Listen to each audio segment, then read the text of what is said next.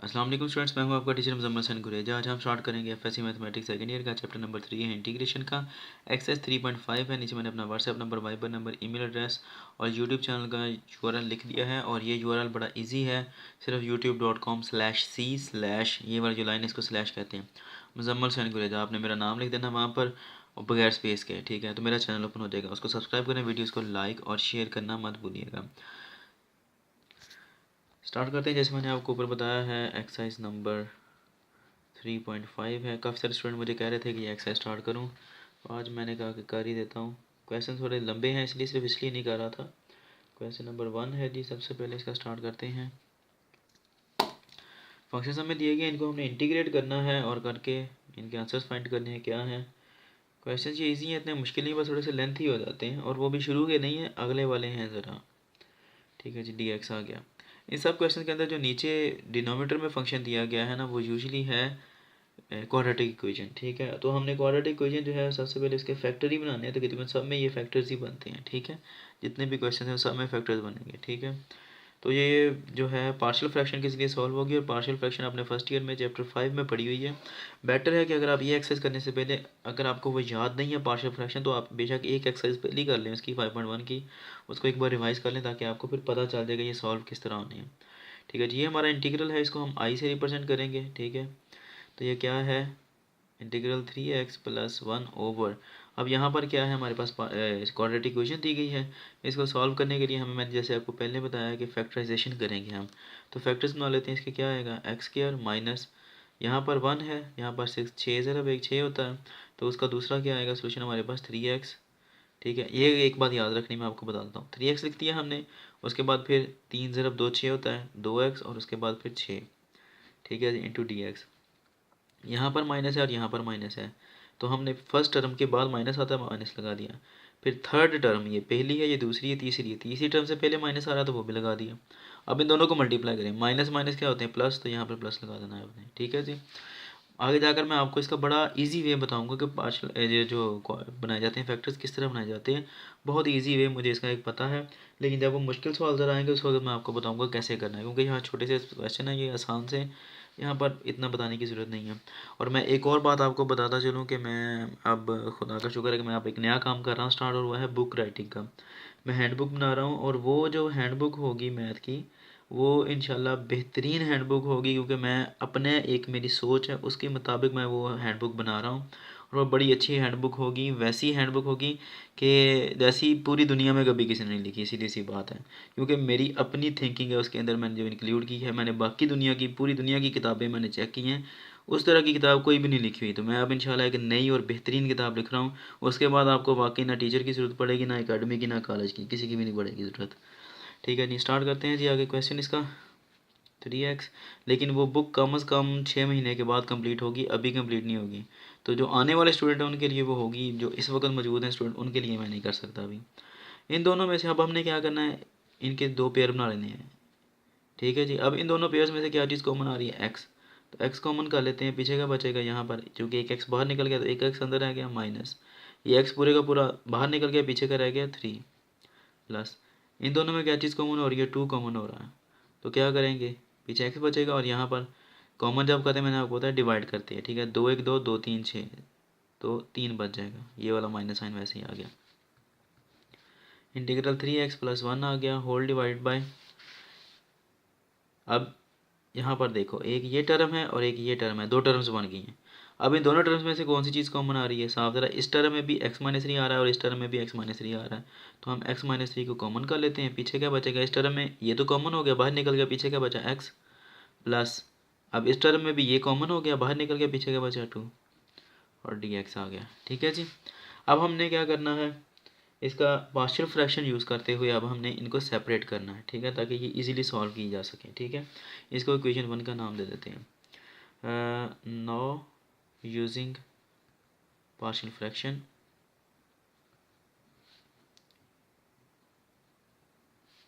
For solution. ठीक है जी, और वो क्या है, अब हम इसको लेंगे, क्या आएगा जी, 3x+1 ओवर, सिर्फ इसको लेना है फंक्शन को, इंटीग्रल को नहीं लेना साथ में हमने अभी, ये हम बाद में यूज़ करेंगे इंटीग्रल, और x+2 आ गया। ठीक है जी, पार्शियल फ्रैक्शन में क्या बताती है, ए ओवर, जब इस तरह लीनियर फैक्टर्स आते हैं तो हम क्या करते हैं, सबको अलग अलग ले लेते हैं। ए ओवर x-3 आ गया, फिर प्लस उसके बाद बी ओवर अगला फैक्टर आ गया क्या है x+2। अब हमने क्या करना है 3x+1 ऐसे ही ये वाली टर्म पूरी लिखते नहीं है, x-3 इंटू x+2 आ गया। ठीक है जी, ये दोनों साफ ज़ाहिर है मैथ मुश्किल नहीं है, सिर्फ आपको समझ आनी चाहिए थोड़ी सी चीज़ों की। वो ये है कि साफ ज़ाहिर है कि प्लस माइनस आ रहा है, ये प्लस आ रहा है दरम्यान में, दो टर्म्स है तो इसका क्या हाल है, एलसीएम ही हाल है, तो एलसीएम ही लेंगे। ठीक है, किसी से पूछने की बताने की ज़रूरत नहीं है, छोटी छोटी बातें अगर आपके जहन में है तो आप इसको इजीली सॉल्व कर सकते हैं। एलसीएम आ गया इसका, ये दोनों आ जाएंगे क्योंकि दोनों अलग अलग हैं। x-3 से x-3 कट गया, ये बचा, ये जब a से मल्टीप्लाई होगा तो क्या आएगा a इंटू x+2 आ जाएगा। फिर ये वाला प्लस, उसके बाद x+2 से कट गया, ये बचा, ये जब b के साथ मल्टीप्लाई होगा तो क्या आएगा b इंटू x-3।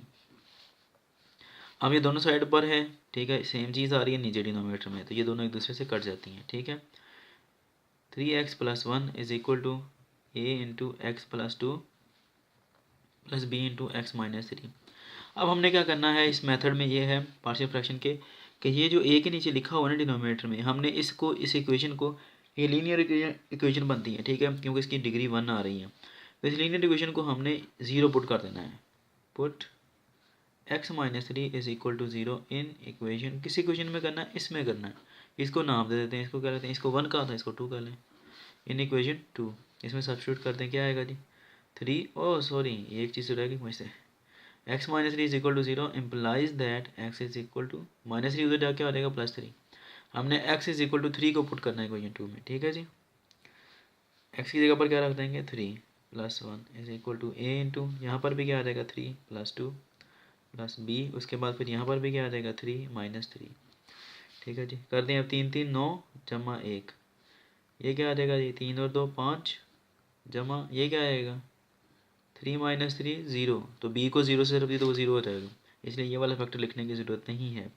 9 और 1 10, इधर क्या आ रहा है 5a और ये 0 हो जाएगा। ये दोनों आप देखें सॉल्व करें, 5 ओ सॉरी 10 आता है, मैंने 9 लिख दिया, 5 1 5 5 2 10, तो ये क्या आ जाएगा a की वैल्यू 2 आ गई। अब पहले हमने a वाले को सॉल्व किया था, अब b का जो डिनोमिनेटर है इसको सॉल्व करना है। तरीका वही जो ऊपर किया है अभी, और मैं हर पेज ले लूँगा, पेज ख़त्म हो गया।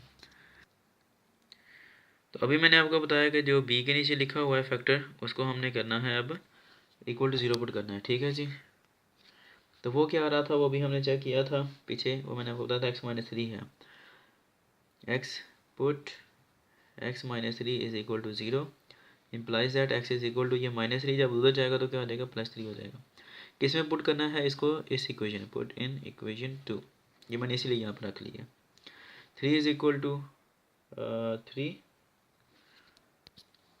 गलती होगी, फिर x+2 आ रहा है b के नीचे, इसको हमने पुट करना है, ये तो हमने कर लिया है।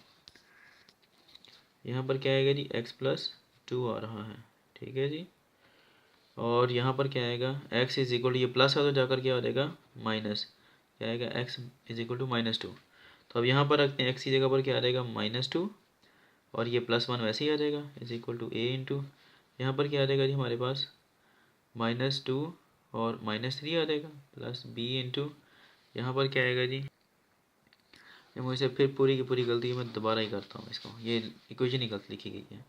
3x+1 इज इक्वल टू क्या आ रहा है a इंटू x+2 आ रहा है हमारा, और साथ में प्लस b इंटू x-3 है। ये देखें दूसरे पेज पे मैं दोबारा जाता हूँ, ये देखें यही थी इक्वेशन, मुझे ये गलत लिखी गई इक्वेशन सारी की सारी।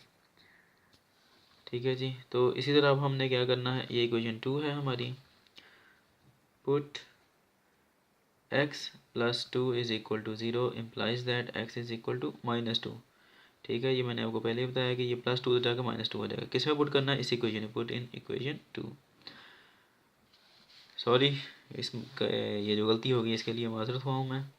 क्या आ जाएगा 3 इंटू -2, एक्स की जगह पर -2 अब रख देना है, +1 is equal to a into 2 की जगह पर क्या आ जाएगा -2 + 2 b, यहाँ पर फिर अब क्या आएगा -2 -3, अब उसके बाद क्या आएगा 3 2 6 +1।